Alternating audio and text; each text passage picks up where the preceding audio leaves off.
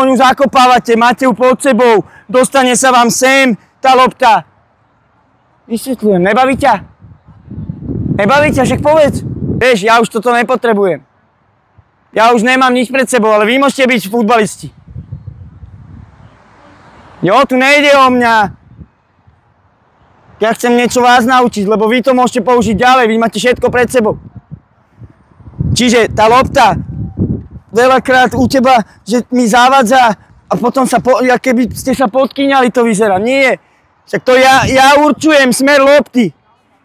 To není, že podkýňa. Však idem výrazne, ja s tou loptou. Sem, idem sem, ľavá noha, sem a idem sem.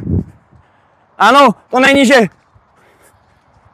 tak si daj sem, dlhší dotyk. Áno, hop, hop.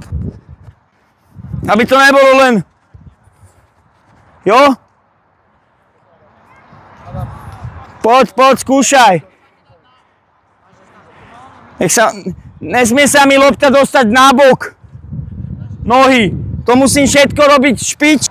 No, to je lepšie. Aj ten vnútrajšok tam použij. Zabúdaš na vnútrajšok.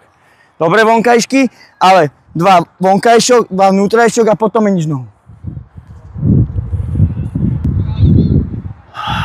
Na silu.